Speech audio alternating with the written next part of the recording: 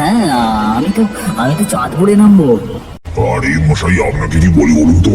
তাহলে এতক্ষণ ধরে পড়ে পড়ে ঘুমাচ্ছিলেন কেন? চাঁদপুর তো সেই কখন ফেলে চলে এসেছি। হ্যাঁ, কি? একটু চোখটা লেগে গিয়েছিল। এখন এখন কি করা যায়? আপনি এক কাজ করুন, আপনি এখনই নেমে পড়ুন। আমি বাস দাঁড় করাচ্ছি। এই এই বাস দাঁড় করাও, একবার দাঁড় করাও। আপনাদেরকে নিয়েও না আর পারা যায় না, পড়ে পড়ে ঘুমাবেন। আর এখন এক কাজ করুন, আপনি নেমে একটা ফিরতি বাস ধরে চলে যান। এই চলো চলো। বাসের কন্ডাক্টর তড়িঘড়ি বাস দাঁড় করিয়ে আমাকে বাস থেকে নামিয়ে দিল। এখানটা কোনো বাস স্ট্যান্ড নয়, তাই আশেপাশে কোনো দোকানপাট, ঘর বাড়ি কিছুই নেই। পশ্চিমের আকাশে ঘন কালো মেঘ জমেছে।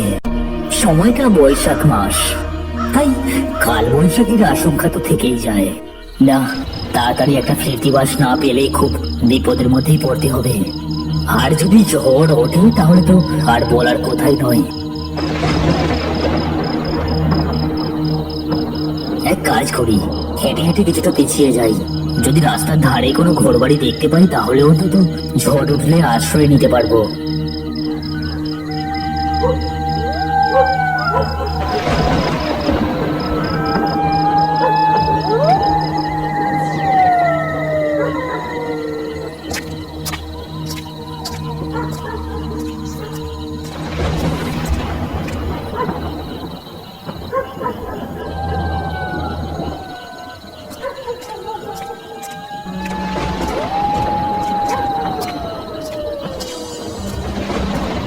মোটামুটি মিনিট করেই হেঁটে চলেছি। না কোনো ঘরবাড়ি, না কোনো বাস, কোনো কিছুই পেলাম না। এদিকে পশ্চিমের আকাশ সমস্তটাই ঘন কালো মেঘে ঢেকে গেছে। চারিদিকের বাতাস কেমন শান্ত হয়ে পড়েছে। আশেপাশে কেমন একটা গুমট ভাব, ঠিক ঝড় ওঠার আগের মুহূর্ত।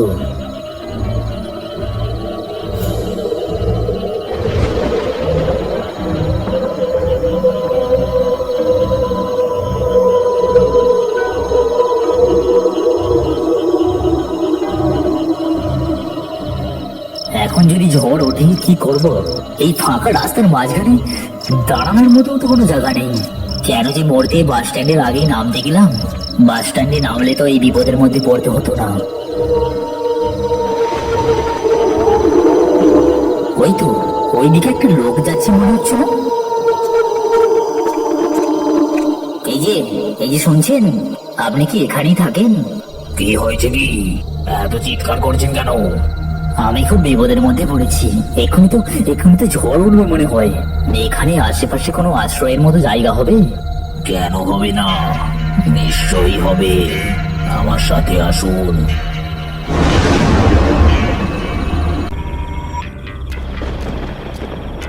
ভাগ্যিস লোকটার সাথে দেখা হলো, না হলে ঝড় উঠলে বড় বিপদের মধ্যে পড়তে হতো।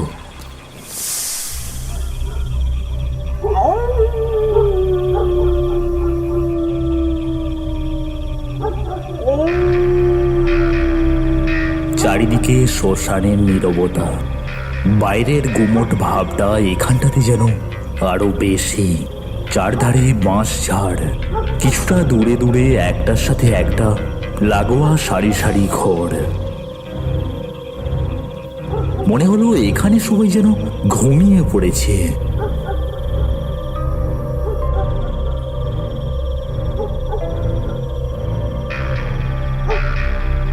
কটা বাজে যে সবাই ঘুমিয়ে পড়ল?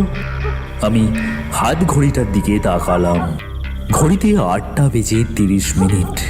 আমি যখন বাস থেকে নামছিলাম তখন একবার হাত ঘড়িটার দিকে লক্ষ্য করেছিলাম। তখনও ঘড়িতে বেজেছিল 8:30। অর্থাৎ আমি যেই মুহূর্তে বাস থেকে এই গ্রামে নেমেছি ঠিক সেই মুহূর্ত থেকেই সময় আটকে গেছে। খারাপ হয়ে গেল নাকি ঘড়িটা? কিন্তু সকালে তো ভালোই ছিল। এই তো 2 দিন হবে ঘড়ির ব্যাটারি চেঞ্জ করেছি। কি হলো, দাঁড়িয়ে বললেন যে? আসুন। আমরা আবারও হাঁটতে শুরু করলাম।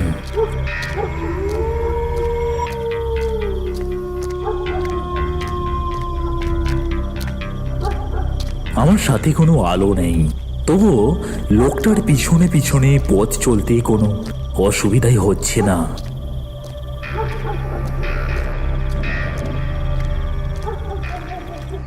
কিছুটা এগানোর পর লাইন দেওয়া সারি সারি কুঁড়ে ঘর নজরে এলো।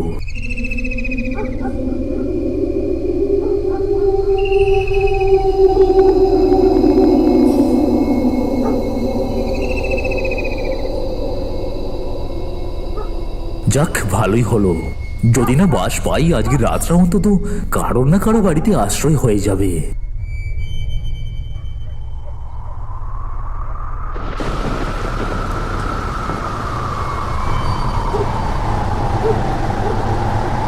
হঠাৎ কানে এলো একটা শন শন শব্দ।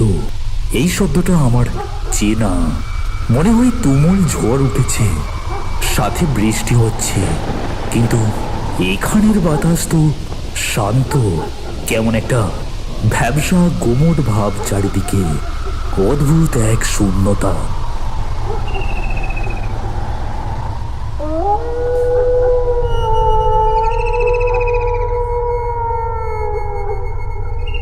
এ যেন মানুষের চেনা পৃথিবীর বাইরে কোথাও।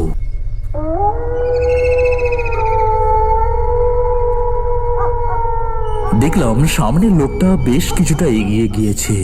আমি তাড়াতাড়ি করে আবারও চলতে শুরু করলাম।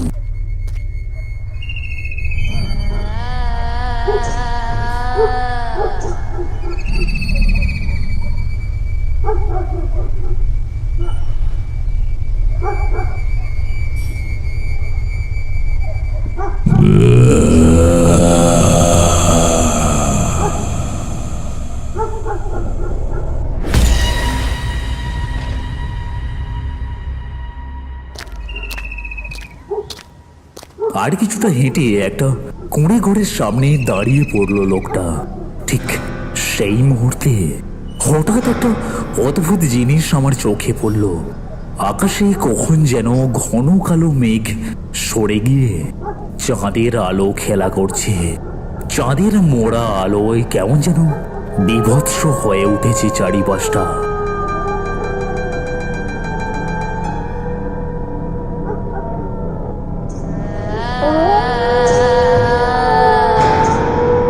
কি হচ্ছে সব?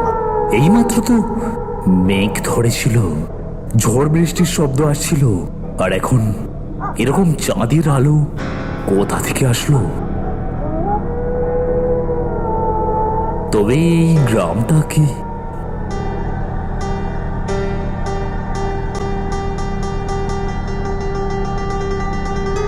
আসুন। না থাক, আকাশে মেঘ যেহেতু কেটে গেছে, তাহলে আর আশ্রয়ের দরকার নেই। আমি ফিরে যাচ্ছি, বাস এক্ষুনি এসে যাবে হয়তো। আসছি। দাঁড়ান, বাইরের জগতে এখনো বৃষ্টি হচ্ছে। মানে কি বলতে চাইছেন আপনি? কি বলছেন? বাইরের জগৎ আর এই গ্রামটা আলাদা নাকি? না, কিছু না। আপনি যখন অতিথি হয়ে আমার চৌকাঠে এসে দাঁড়িয়েছেন, তখন কিছু না খেয়ে কি আপনাকে যেতে দিতে পারি? আসুন, ঘরের ভেতরে আসুন।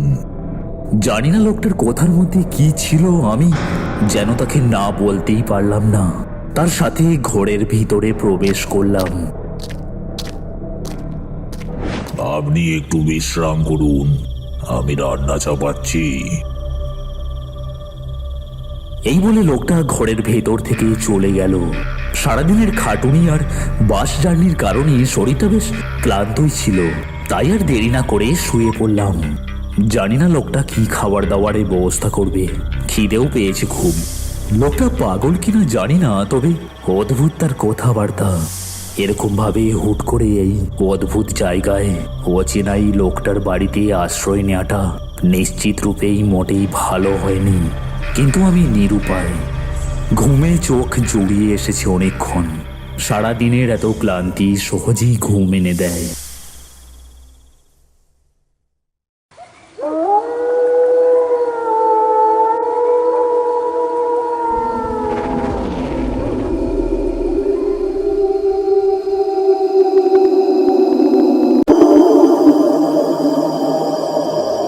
যখন ঘুম ভাঙলো তখন বেশ কিছুটা সময় পেরিয়ে গেছে।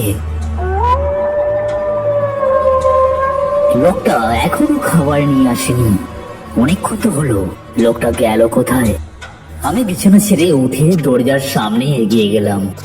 দরজা খুলে বাইরে বেরোতেই দেখলাম চাঁদের মোড়া আলোয় চারপাশটা ভেসে যাচ্ছে।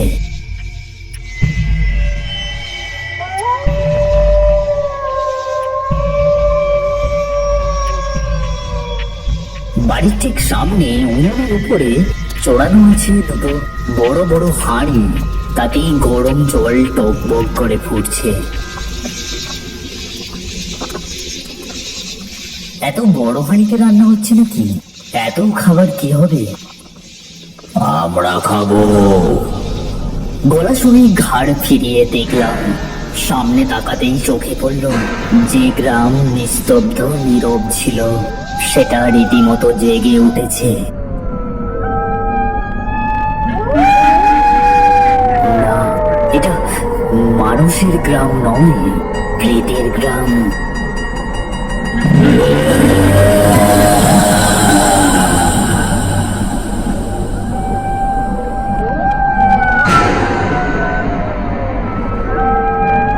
সেখানে বিভৎস বিকট সব ভূতের আঁকড়া।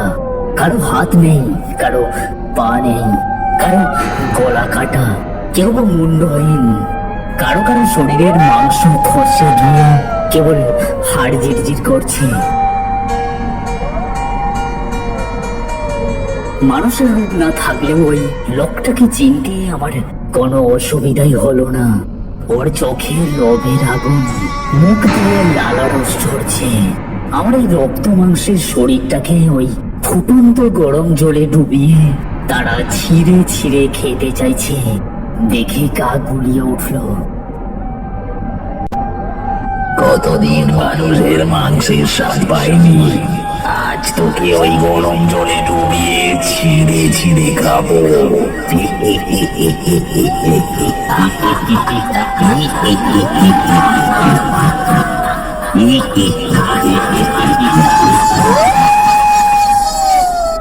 আজ তোকে এই গরম জলে ডুবিয়ে ছিঁড়ে ছিঁড়ে খাবো।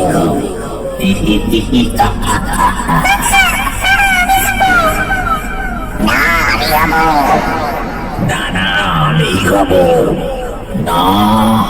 আমি ওকে নিয়ে এসেছি, তাই মাথাটা আমি খাবো। তুই যদি খেতে যাস তো তোর মানুষ ধরে নিয়ে আয়। তুই ওকে আমি ধরে নিয়ে এসেছি। তুই ওকে ধরে নিয়ে এসেছিস তো কি হবে? ওর ওই সুমিষ্ট মাথাটা দেখে আমার জিভে জল চলে আসছে। ওটা আমার চাই।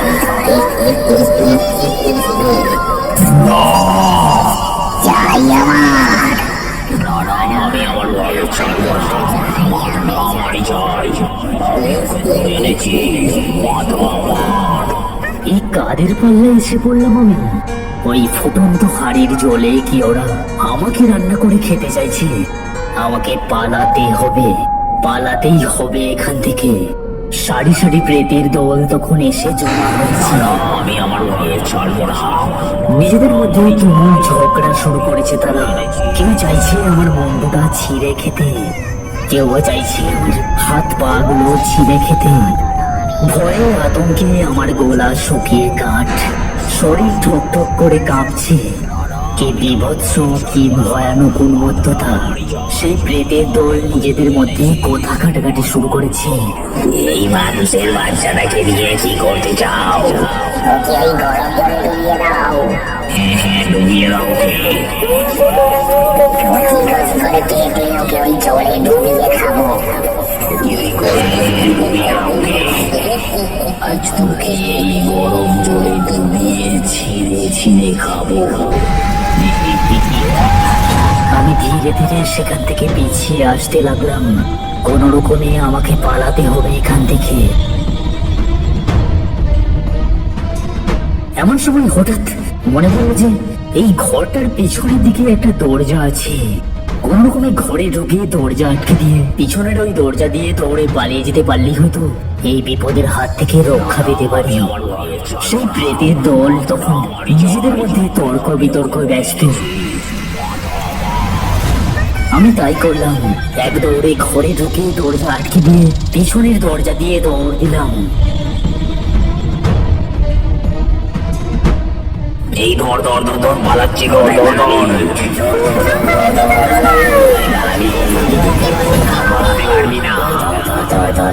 এক নিঃশ্বাসে দৌড়ে কোন রকমে সেই গ্রাম ছেড়ে রাস্তায় উঠলাম। গ্রামের সীমানা পেরিয়ে আসার সাথে সাথে লক্ষ্য করলাম বাইরে তুমুল ঝড় বৃষ্টি হচ্ছে। কালবৈশাখীর ঝড়ের সাথে মুহুর্মুহুর বৃষ্টিতে ভেসে যাচ্ছে চারিদিক।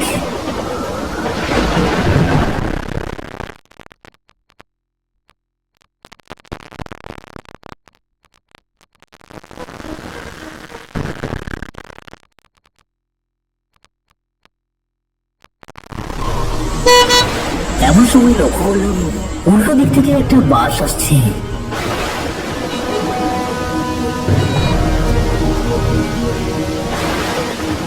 এই বাস দাঁড় করাও, আমি চাপবো। এই বাসটা দাঁড় করাও, বাসটা দাঁড় করাও। কোন রকম বাসটাকে দাঁড় করিয়ে উঠে পড়লাম বাসে।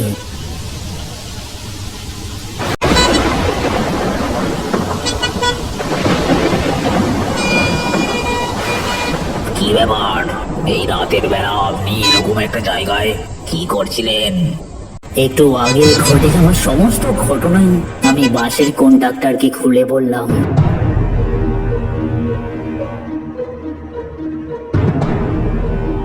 কি আপনি ওই গ্রামে ঢুকেছিলেন? ওই গ্রামটা তো আজ থেকে 15 বছর আগে মহামারীতে শেষ হয়ে গেছে। কেউ থাকে না ওখানে, কেউ যায় না ওদিকটায়। সবাই বলে ওটা নাকি প্রেতের গ্রাম। এই জগৎ থেকে আলাদা। এখানে যখন বৃষ্টি হয় ওখানে তখন চাঁদ ওঠে।